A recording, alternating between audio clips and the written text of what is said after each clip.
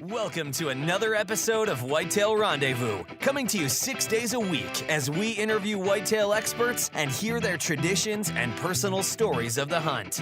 Learn more about the latest gear, discover proven tips, and the latest strategies so you can make your next hunt a success. Now, here's your host, Bruce Hutchin. Whitetail Rendezvous is pleased to announce a partnership with GoHunt.com. Who's GoHunt.com? Well, if you're a DIY hunter, you need the information at GoHunt.com/insider. Why? Because it provides 4,200 profiles, every unit, every species, and every season. Furthermore, they give in-depth analysis, interactive maps, unit access, and seasonal trends. Draws are very important, and they give you the most accurate information in the business. All this is available when you go to GoHunt.com/insider.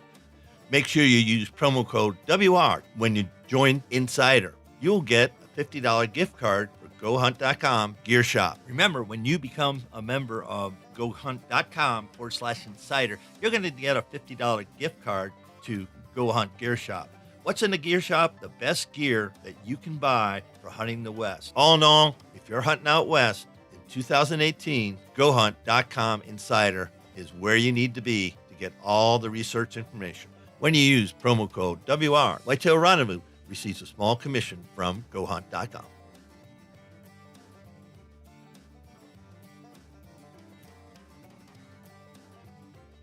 Hey, folks, welcome back to Whitetail Rendezvous, special edition with Rackology.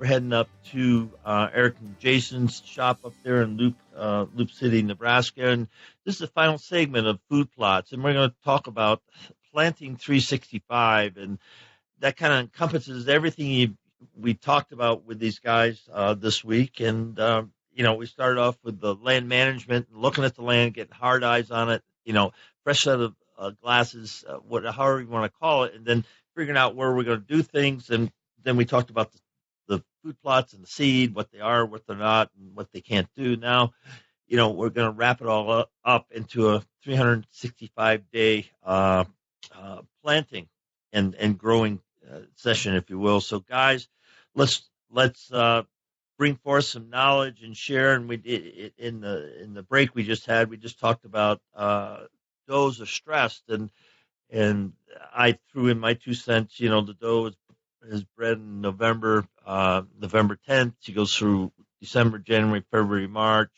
Then she's sometime in the springtime she's going to have the fawn, and the better you can help them carry that fawn, the better deer herd you have. And that's what this is all about, is helping deer become healthy deer, liking your place to live on, and living there 365. So, guys, take it away. All right. Well, you hit it right on the head. I mean, there's first key in planning a year-round program, whether it be feeding or food plots.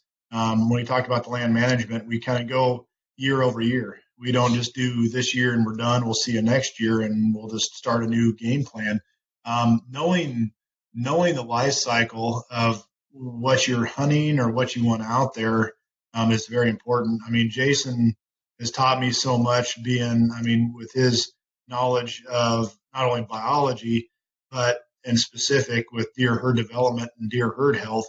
I've learned, by just soaking in like a sponge next to him, hearing him talk to people and just asking questions, but knowing he knows really well that life cycle of a doe, the life cycle of a buck, and where you're going to be able to take the stress off of those animals. And like we were talking before, if there's more of a visual key to understand and see, the stresses that these wild animals go through on a given year, because every year is not the same.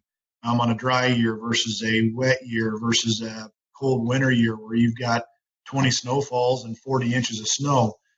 Those deer are out there. They don't get to go inside and relax and refresh and regroup for the next day like we do. But knowing that life cycle of the animal is huge when it comes to planning 365 year-round stuff. And, a lot of people will see deer out there and not know how much stress that they've got on them. And they might just say, oh, they're eating out there. Look at all of them out there. They're just walking around and enjoying themselves, and they're fine. I don't need to do anything.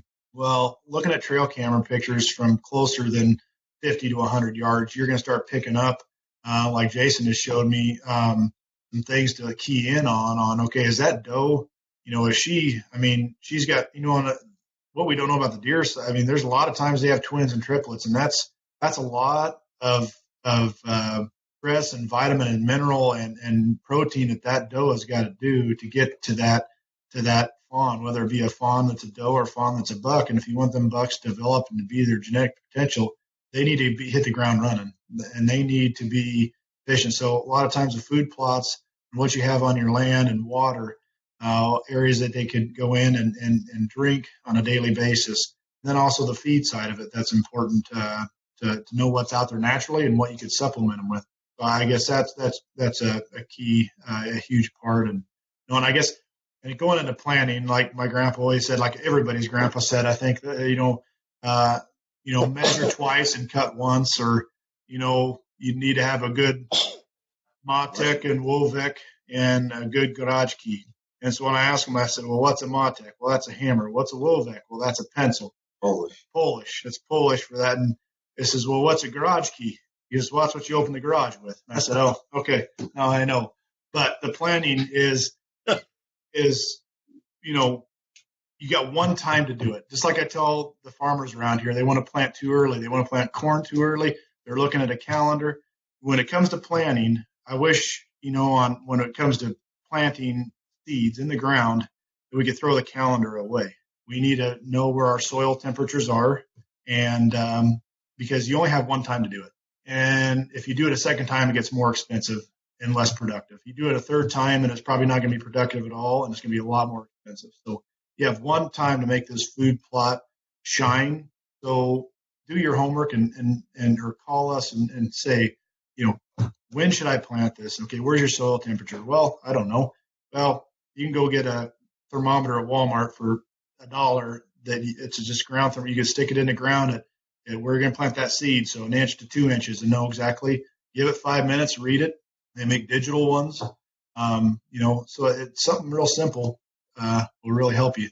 You till the ground, measure your soil temperature after you till it. Don't do it before you till it, because it's going to warm it up when the sunlight hits it. So there's a lot of things that go into planning, and soil temperature we're looking at. Soil temperature, what you want for food plots normally, unless you're frost seeding or doing something that there's some species that you could plant in the middle of winter and they're fine, they're viable until the temperature reaches like 50 degrees, and then they start growing. Not all plants can do that. Normally you want, 55 degree temperature in your ground, 50, 55 with a good 10-day forecast. You don't want to sit there and go into soil, oh, it's 50 degrees. And then you plant and you look at the 10-day forecast and they're calling for snow. They're calling for cold, wet rain. You're going to drive that soil temperature right back down pretty quickly. It takes a lot less time to cool the soil off than it does to raise the temperature. You usually want that about 55 degrees and a good 10-day forecast to start planning when to food. And like I said, a lot of people just pick a date on a calendar like, well, I'm just going to plant my food plot April 15th. April 15th, I've seen snow that's 1.5 feet on the ground. So every year is different. And I've seen Aprils where it's been 80 degrees on the 15th in perfect conditions. So you just want to really time it right and don't feel like you're going to get rushed in. Well, I only got this weekend to do it.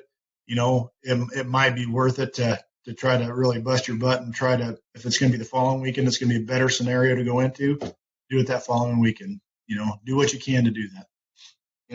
For me, kind of getting back to, what you kind of started talking about with the does, and the bucks. If you're trying to grow a really healthy deer, you really can't think about what am I going to feed them in this small time frame. I mean, it goes into not only planting 365, but planning 365. And that boils down to, let's say the rut, for example. I've seen this just in the last how many years, game camera pictures, watching the deer, that have been using our Rackology products. And one thing I can say is if the deer are getting the proper nutrition, so if the bucks and does are really healthy when they're breeding, so the sperm and the egg is at its prime, it's the best nutrients that they can get. If the sperm and egg are the healthiest possible when conception takes place, that fawn is going to be much better off genetics are going to be maximized that much more versus the fawn that maybe mom and dad didn't have a really good start. They didn't have the proper nutrition. So we had the same sperm and egg, but in a weaker capacity because of the lack of nutrition. We could birth those at the same date. Theoretically, we could do this. This fawn that was conceived with proper nutrition is going to be so much better off, obviously, than the fawn that wasn't. I mean, we see this in humans. I mean, as a teacher, I see this with the different students when we talk about students that have got learning disabilities, students that are, all gamuts. And sadly enough, a lot of times it goes down to what did their parents do? What were their parents doing before they were conceived? A lot of that goes into the health of the child. Deer are no different. They got proper nutrition before the rut and throughout the rut and after the rut. It's just a no-brainer. You're going to have healthier deer. And so, with planting these food plots, if you do it right and, and can do the proper amount that, you can do, whether it's the amount of acres that's an inhibiting factor for you, or it's, the dollar amount that's the inhibiting factor. If you do the best you can do for those deer with your plots, you're going to notice the returns on it. I mean, that's just plain and simple. And, and kind of to kickstart another conversation, because I'm going to go to him on this one. You go out there to get ready to start planting, and, I'd mentioned this in the last segment, you want to find out about your soil health. Soil sampling, if you can do it, is really awesome as far as figuring out what you're starting off with a base. And I guess my question for him, because maybe some of the listeners are going to be wanting to know this, is, what is pH? What pH am I looking for? Once my pH is right, what are some other things that are going to, kind of things that I'm going to look at before I even want to put seed in the ground and put you guys as fertilizer down? What is soil? What am I doing? Mm-hmm. Well, I guess, talking about soil health, we talked about it in that, second section of this, but a lot of people don't know what is soil health. Is it just a thing that tells me, yeah, it's good or yeah, it's bad? It kind of takes a trained eye to look at the soil sample results and know what might be going on. And sorry, I've been using the word laboratories, and this is just I don't know if you can quite see that, but it just has all the breakdowns. This is just my field north of town here, and there's pH. And if you have a low pH, which is something under 6.5 percent, then you're going to have adding some lime, get that pH level back up. There's soluble salts. There's organic matter, which is huge. Carry over nitrogen, what you're going to have in all your nutrients, your macros and micros with phosphorus, potassium, calcium, magnesium, molybdenum, manganese, zinc, iron, copper. There's just a whole gamut that you can learn. And when I get samples back, depending on what crop's going in there, I really go in here and I dive into it and figure out, where the optimal levels should be for what they want. And so what the optimum levels are going to be for corn is not going to be the same optimum levels for a food plot. And so, what's low pH do to a plant? Well, when you look at pH, is anything under 6.0 to like 5.5 to 6.0, I should say, will take your overall performance or production of a crop down by 10%. And then you get lower than 5.5, so it's like 4.5, 5 to 5.5, I should say, takes about another 10. So you're down 20% production. So you can't expect to go plant something on a really low pH. It's 4.5 or 5 and expect to have really good luck. The optimum pH you want in your soil is, 6.7 to 7.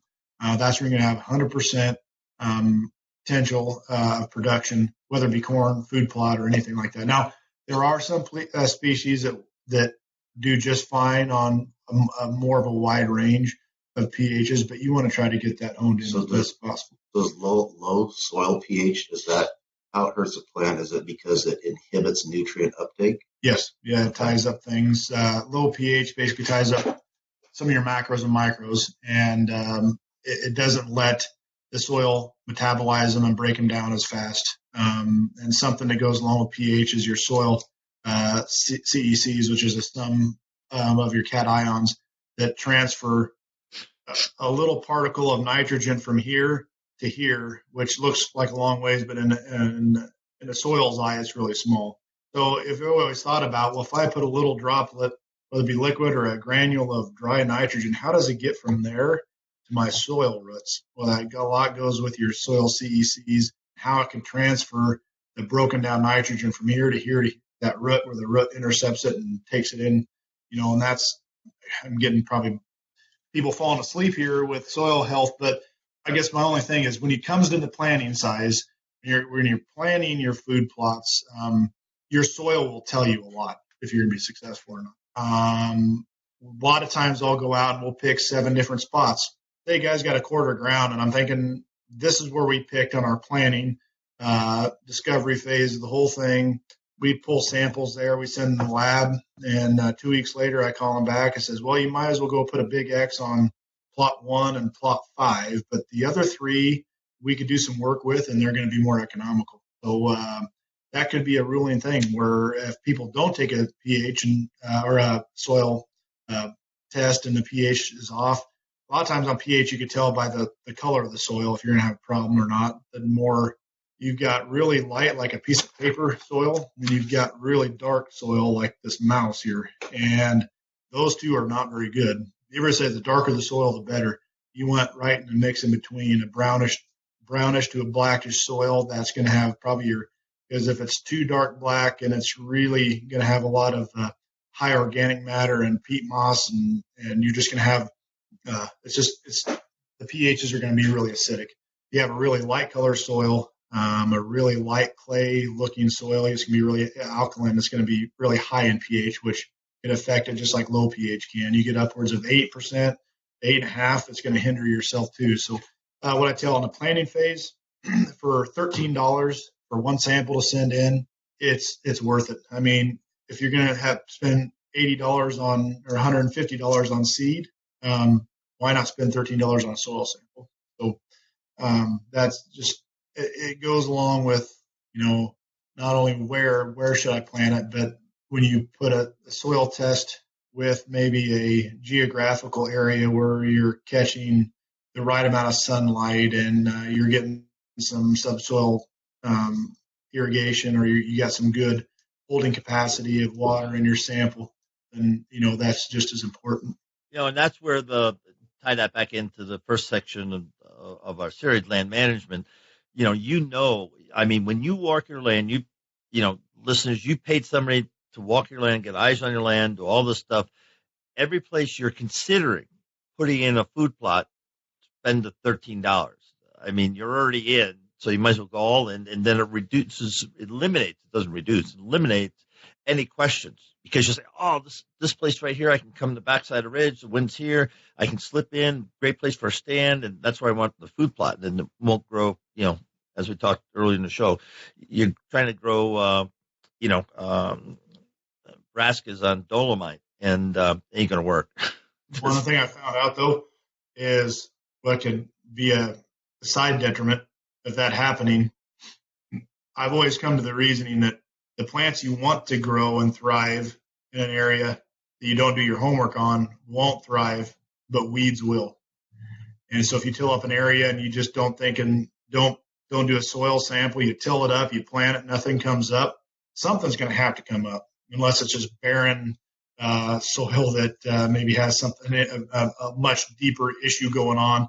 When you till that up and you take all the coverage off of there, and the pHs or some of the soil fertility is wrong, and it doesn't come up, and all of a sudden it comes midsummer and you got weeds galore. Now some weeds are beneficial for some species, but you got the weeds you don't want, and you end up having to spray it or till it again. And so yeah, do your due diligence and just do the soil test, because before you go ripping up a piece of ground. Yeah, there's just no question about it. Now, folks, takes a doe about a fawn to come about 201 days. So November, December, you can count it out. But all through that carrying time, that's, as we talked about before, that's the most critical time for that fawn. And that's why, planting 365 is becoming more and more important. No matter how little you think you're doing a lot. Your thoughts? Well, for me, originally started to come up with these products just for ourselves, the one thing I looked at was not so much as, how big of a buck can I grow? Granted, we all want to, possibly shoot a nice buck. I mean, that's a lot of hunters are looking at the antlers. But for me, as a biologist, common sense would tell you if you have the most healthiest does and fawns possible, it's just a no-brainer that your bucks are going to naturally, the point is we want to maximize their genetic potential. The bucks maximize the genetic potential of does. And so by creating a year-round possibility for feeding, the bucks, the deciding factor on the antlers is throughout the winter months and into the spring months. The deciding factor on how healthy them fawns are going to be when they're born is those winter months and what they got to eat, what type of cover they've got. We've got a bedding cover that we've got on our website that, places where people don't have a bedding spot on their ground, they can provide that for the deer. It gives them a place to take shelter, especially if you can get it someplace next to where we got water. There is some food source in that plot as well with some of the other plants we got in there, but you couple that with a good healthy plot and either one, make it big enough that it's going to last into the winter months, or B, you fence it so that you take down the fence so it's optimum for hunting, and you might put it back up to salvage what remains so that they've got something to graze on over the winter months. It just depends on how much ground you have, how much you're able to plant. There's other things that go into planting. I mean, if you go into a little area into the trees and you think this is a nice place for a plot and I'm going to plant it, you kind of, figure out your directions a little bit in the trees and think about where the sun is. Those of you that put out game cameras realized after not too long that you don't point your game cameras east and you don't point your game cameras west unless you're in a really shaded spot. Otherwise, the sun gets sun flash, right? Same way with the food plot. When you're in there, you know where the sun's coming up and going down. If the plot's getting way too much sun because it's way out in the open, or it's in the trees and it's too dark, and you got to pay attention to how much you might have to cut some trees back even further than where your plot sits, to open up. Like on my, mine was a 1/8 acre plot. I probably had, I bet you, maybe 10 to 20 yards ish of open outside the plot before it got to the first trees, just to make sure that I had, X amount of daylight, hitting it. Not only that, when you do go to cut down some of those trees, think about what you're doing when you're cutting them.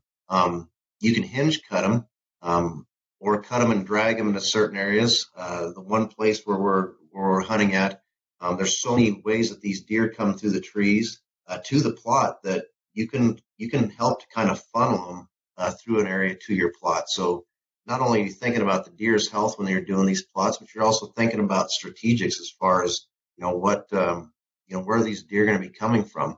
Then kind of back to the health aspect. This is my sporadicness, I guess, you have to put up with, is those fawns in the spring and summer months when they're needing the milk. They're needing the nutrition. They're needing it now. Those bucks that are growing the antlers may have kind of been decided back in February, March, April, but they still need to replace on their skeleton now what they're pulling off to grow the antlers. Those fawns, those does, they need to replace the nutrients and the minerals that are taken out of their body to put into the milk for those fawns. So they need that over the summertime. And so it's not just let's plant it a little bit here and it's a one and done and then we forget about it. Those deer need different nutritional requirements throughout the year. And, if you plant a monoculture, mono means one. So it's a one type of plant. It'd be like planting all corn or all soybeans. When you plant a monoculture, those plants are good, a certain time of the year. If you're planting plots that have got a number of different varieties, it's kind of like they can go to the store and they can choose. This week, I kind of like these plants. This week, I kind of like those plants. The nutritional value is different, depending on the time of the year with those plants. And so, can you get by just filling up a little 1/4 acre and 1/8 acre plot? And, let's say like you just want, we've got guys that want to just throw out our Nebraska mix. They don't do the soil sample. Can you get away with that? Sure, you can. Not everybody's going to go out and buy the soil sample because they might think, well, this is too small to do it. In the long run, is it going to be better? Of course, because if you're going to continue to plant that area, put it this way, anything that you can do, that you want to do, that you can afford to do, whatever, for a plot is not going to be for naught, in the future. It's going to boil down to, what do you want to see on that ground in a year or 2 or 5 years? So, this last half hour just really flew by, and we gave a lot of, not just biscuits and gravy either, meat and potatoes. And folks, Rackology can reach by how? Our email is probably one of the best ways to get a hold of us, just because, we're both at work during the day and whatnot, but it's Rackology LLC @gmail.com. Instagram and Facebook, guys that follow us, they often message us through there. The problem with messaging through there is notifications don't always go through. And so, there's been times where it's a few days later that I noticed made messages on Instagram, and I apologize, and they're usually good with it and everything. It's just, email's probably the best. Our website, you can get in contact with us through there, but I'd say email's the best. And if we need to, we can always follow up with a phone call, Mm-hmm. Our website's rackology.org. So, guys, Eric and Jason, thanks so much for spending a couple hours with Whitetail Rendezvous and bringing this information to our listeners. And, we got to get smarter, one, with our dollar, two, with our time, and, and really consider being, 365 hunters, as I call it, because, all throughout the year, we're helping our deer herd grow. And that's what I want to help all you listeners to do. So, guys, on behalf of thousands of listeners across North America, thanks for being part of this special series on land management and food plots. All right, thanks for having us, Bruce. Yeah, appreciate it. Hey, folks, a special edition of Whitetail Rendezvous is coming. I've asked 3 companies, Land and Legacy, Rackology, and Grandpa Ray Outdoors, to be part of a series on land management and food plots. So the next few episodes, about 18 of them, in fact, are going to be about either land management or food plots. Why? Because people have been asking me a lot of questions. So I went out and chatted with some guys, and Adam Keith and Matt Dye from Land and Legacy is joining the crew. And at Rackology, we have Jason Obermiller and Eric Fitzgerald. And rounding out the team is Grandpa Ray Outdoors with John O'Brien. Each of them is going to bring a different flavor on what is land management, what are food plots, why you need them, the pros and cons. So listen up to the next series, and I sure hope you like them. If you like them, let me know. If you don't like them, let me know what I can do better. Thanks. Thanks for joining us. Be sure to tune in tomorrow for another episode of Whitetail Rendezvous, where you can listen and learn from the experts so you can be more successful on your next hunt. Until next time, listen, learn, and succeed.